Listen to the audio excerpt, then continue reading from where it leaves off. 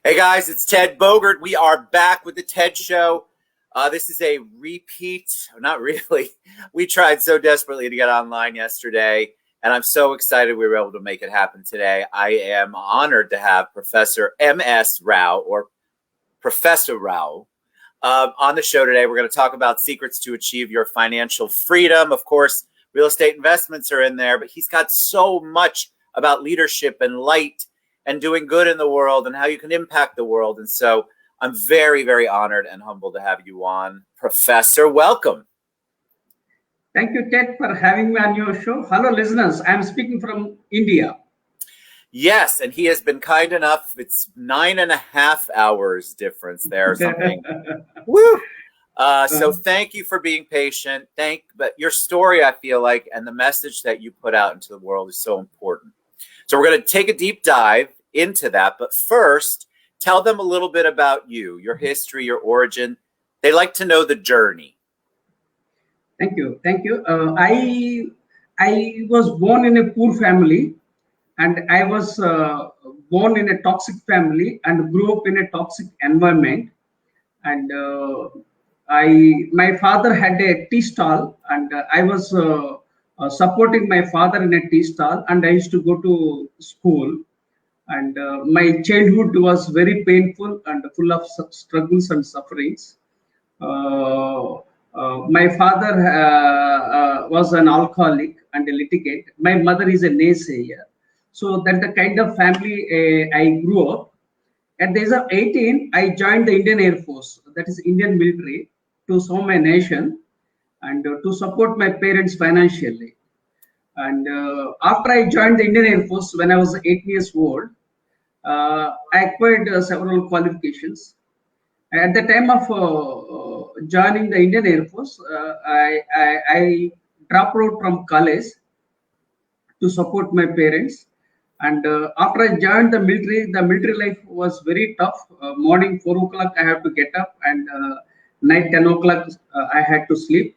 But instead of sleeping at 10 o'clock, 10 to 11 in the night, I used to study, because right from my childhood I am passionate about education and learning. At the same time, I am not an intelligent guy. I am a below average candidate. I am a dyslexic with ADHD. ADHD means attention deficit hyperactivity disorder. I had a chaos disorder right from my childhood, and I'm a dyslexic. These were the challenges. At the same time, you had lots of challenges, Professor. Did you always know that you were different and going to do different from a young age? Because I grew up in a toxic environment as well. And very early on, I remember, I'm going to do something different. Is that how you were? No, I never imagined that I will come up to this level in my life. As I told you, I had several challenges since my childhood. After I joined the Indian Air Force, I developed a positive attitude towards life. I started learning about leadership. I have become passionate about leadership. And when my colleagues were taking break, they were enjoying holidays. I invested my time for my education, and I joined at the lowest ranking in the Indian Air Force. I acquired 6 qualifications in the Indian Air Force, that is BSc, DME, PG DCLL, PG DBM, MBA, and you went all the way to the Ph.D. Yeah. Then after I left the Indian Air Force, in the year 2011, I earned my Ph.D. in soft skills. So you can understand that I'm very much passionate about education and learning right from my childhood. This is my strength actually. And I did business for some years. That didn't work out. Again, I had problem with my father-in-law. He invited me for business. Then again, he backed out, and my brother-in-law backstabbed. That was one more challenge from my father-in-law. So then I joined the teaching field as an educator, and my PhD, became a professor. Then subsequently, I became an author. I have written 60 books so far. How many? 60 books I have written, but I have published 50 books. And I would show you only 2 books. Yeah, show us the books. This is the book on women leadership. strategies to build women leaders globally. The Vice President of India, Mr. M. Venkaiah Naidu, has written a foreword for this book. Wow. I have written this book because I advocate gender equality globally. And I have dedicated this book to 3 women leaders, Rosa Parks, Maya Angelou, and Oprah Winfrey. I have dedicated this book to 3 women leaders. So Why you did can you understand. focus on, what was the importance for you to focus on women in that book? Yeah, because women, they have a huge potential, and for many years, they have been neglected. And if women also contribute along with men, we'll be able to build a better world. Because I feel half of the potential and the talent across the world is not utilized. So women have to be empowered. If women were empowered, we would be able to live in a world that is more prosperous and more peaceful. And I have written a couple of research papers on women leadership. I have written articles on women leadership. And I got encouragement when my research paper was published. Then I have written this book on women leadership. Women leadership. And this is you have another a second book too. Yeah, there it I'll is. show you. Yeah, this is the book titled "See the Light in You," for which the Nobel laureate Dalai Lama has written a foreword for this book. This book is on mindfulness. Okay. Where did you come up with the title? Yeah, I came up with this title because people across the world, they have depression, mental illness. They are into rat race. They are searching for stones by leaving gems at home. This is a very big challenge across the world. People in some developed countries, they have money. They are into rat race, but they have mental illness, depression. Divorce rates are rising across the world. So I thought of addressing the issue. So I have written the book on mindfulness. The title of the book is "See the Light in You." This is the best-selling book, and this is the most favorite book ever I have written in my lifetime. I mean, it's, first of all, what was it like to get His Holiness to the Dalai Lama to do the foreword? I mean, I'm very, very like in awe of that. See, whenever I write a book, I write different kinds of books because I'm an experimental author. I don't stick to one particular area. I keep on shifting. For instance, I wrote about soft skills, 6 books I have written. I wrote about soft leadership. Then I wrote about learning, training and development. Then I wrote about students. Then I wrote about executive education. I have written a book on 21 Success Sutras for CEOs. That is one of the best-selling books. So like this, I have written various types of books. Then I thought, why not to write a book on mindfulness? Then I have written this book. After writing this book, then I thought, who is the ideal person to write a foreword? Then a couple of people have come to my mind. Then I approached His Holiness Dalai Lama. He is very kind to write a foreword for my book. It's amazing the amount of love and support you're giving into the world. I want people to find you. So we haven't tagged anything on the thing that's scrolling across there, but in all of the posts, I really want you to reach out to Professor Rao and look at all of the offerings he has. This particular topic that we happen to be talking about today, because I'd love to have him come back and talk about light and all sorts of things, is financial freedom. So you put real estate investments in there. So this is a little bit of an offshoot of what we've been talking about, His Holiness and the Vice President of India. So how did the financial freedom secrets come into play, and how does real estate make that happen? Again, I wrote this book titled the one which I have told, Real Estate. I have written. I still belong to a lower middle class family in India. Because of several challenges, betrayals by my family members and broke relatives. So at the age of 53, I wanted to buy a 2 BHK flat. So I purchased a 2 BHK flat 3 years back. So I wrote all my experiences how to purchase a flat, and how to search the home buyers, how to locate the agents, then how to achieve the financial freedom. All those things I have clubbed and made it into a book, right? So this is the book on financial freedom and real estate I have written. So This is tell a us one of the very secrets. That we got a lot of people asking, what's a secret, Professor? What's one of the secrets? secret means if everybody knows the secrets, everybody will become a millionaire in this world. Everybody will become a billionaire like Elon Musk, Bill Gates, Steve Jobs, okay, Jeff Bezos, Richard Branson. So the fact of life is that we must follow our passionate areas. That's one thing, and we have to go into those areas only. Whether we achieve success immediately or not, but we still have to keep going in the same direction because we are passionate about that area, and there will be challenges in life, and we have to overcome those challenges without losing focus, and we have to keep moving forward. That's one. Secondly, the real estate is one of the best investments in this world because Yes. planet is same, population is growing, so naturally the land value is going will go up, and according to the research, there is growing urbanization across the world.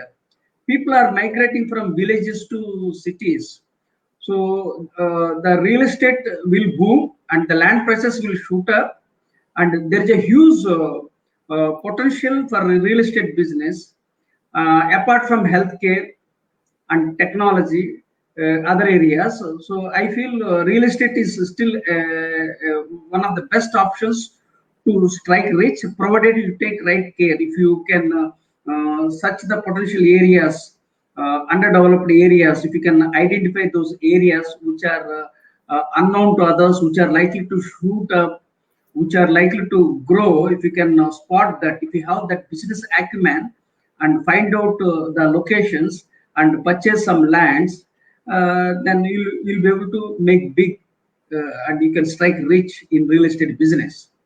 So a lot of people, when they saw obviously the first promo for the show yesterday, we had a lot of people ask, what is the real estate? First of all, people didn't realize that there were real estate markets in, we'll say, India. So they want to know, because I'm in Florida, right?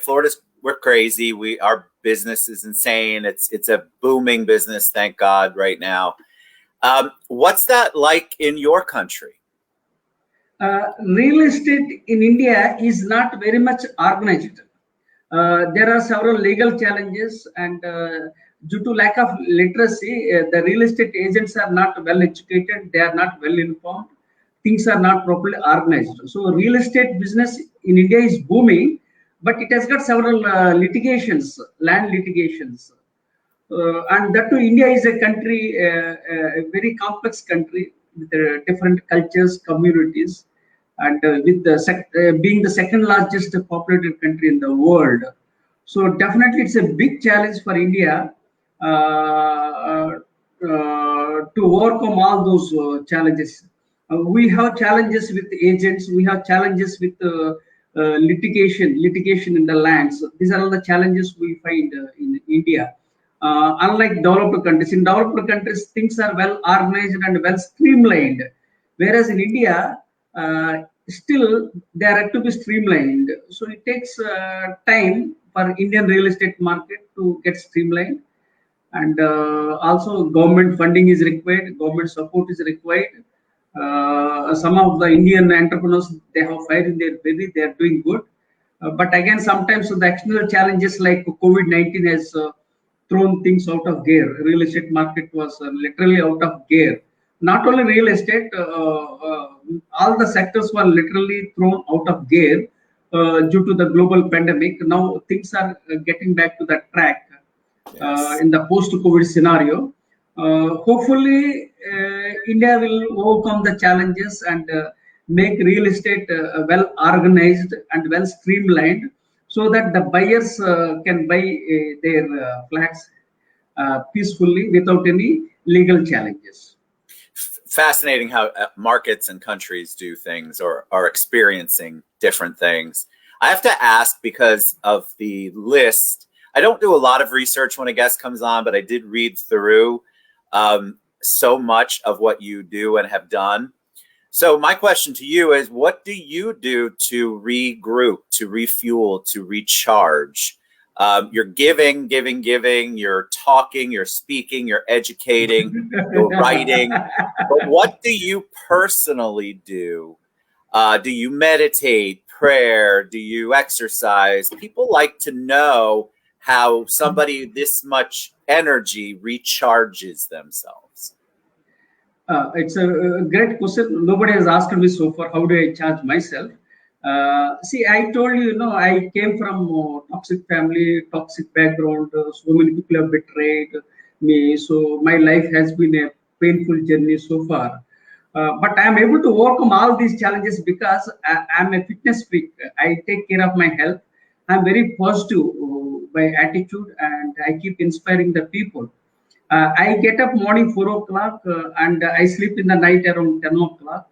And throughout the day, I keep acquiring knowledge, and I keep writing things, and I keep sharing my knowledge freely with the world. So I have created my vision 2030 1 million global leaders. This is a non-profit one I have created where I grew more than 40,000 students as global leaders so far. And by 2030 I want to make 1 million students as global leaders. Wow. Why I want to make students as global leaders? Because they are the young people. They have huge potential, huge energy. So if they are equipped with the right attitude, if they are equipped with the right mindset, tool set, and skill set, they will be able to grow as healthy citizens. They will be able to grow as global citizens, and they will be able to impact the world. So that is the reason why I started this non-profit, despite having several financial challenges for the last 6 years. I have a blog, Vision 2030 1 million global leaders. I keep sharing my knowledge freely. So I am passionate about acquiring knowledge and sharing knowledge. That's one. Secondly, since I have come from a military background, morning 4 o'clock I get up, and morning to evening around 8 to 10 hours write and read, and 2 hours I do physical activities. 1 hour I do workout in the gym. For the last 40 years, I am going to the gym, and 1 hour I go by walk to the gym and come back. I don't have two-wheeler. I don't have four-wheeler. So I'm a very simple man. I still belong to a lower middle class family, but still I keep doing all these things. Why? Because I'm passionate about sharing my knowledge. I love that. And that shows. We're going to have you back because we're out of time. That's how fast it goes. One of the things that I loved about everything that you wrote, that it is just so much of the words, so much of the material, really all of it is empowering and trying to help people get over the ledge or take that leap, trying to get people to see that their circumstances are overcomable, if that's even a word. But I love the fact that you just put out so much positivity in the world. And that's why when you agreed to come on the show, I'm like, my audience is going to eat this up, because that's what people are hungry for. So tell them the best way for them to reach out to you, to get to your blog, your social media, to buy your books. How can they find you, Professor? It's very simple. If they can Google my name as Professor M.S. Rao. M for motivation, S for success, R.A.O. Rao. If they Google, they can find my social media platforms like LinkedIn, Twitter. I'm available on Instagram. And basically, I'm very strong on LinkedIn, because LinkedIn is a professional network. All educated people, professionals are there. So I focus more of my time on LinkedIn. I have a huge presence. And I have a blog, Vision 2030 1 million global leaders, where I keep sharing my knowledge freely with the world. Okay. Then I have 2 YouTube channels. If they Google my name, Professor M.S, they will find 2 YouTube channels where I have a good number of views. And recently I started the second one, second YouTube channel. So they can find my YouTube channels. They can subscribe to my YouTube channels. They can subscribe to my blog, and they can stay connected with me on LinkedIn, and they can find my books on Amazon. 50 books have been published so far. So still I have to publish 10 more books. Because of COVID, my books have been held. So hopefully things will fall into track and I'll be able to clear those 10 books also. So they can purchase my books on Amazon. If they type Professor M.S. or Amazon, they can find all my books. This is how I can be approached on social media. Fantastic. All right. You are just as much of a joy and a breath of fresh air as I knew you would be. You guys reach out to Professor Rao, Ph.D. It's so important to get involved and embrace our global community. And that's why I love bringing on global thought leaders like you to come on and educate my audience. And I just appreciate all you do. You guys reach out to me if you want to get in touch with him. But the professor here is very accessible and responsive. Thank you for all you do in the world and for being on the show. Thank you, Ted, once again for giving me this wonderful opportunity. That the way you ask questions, they are open-ended questions that trigger the interviewee to share his or her knowledge, and your audience will benefit a lot from the kind of questions that you ask.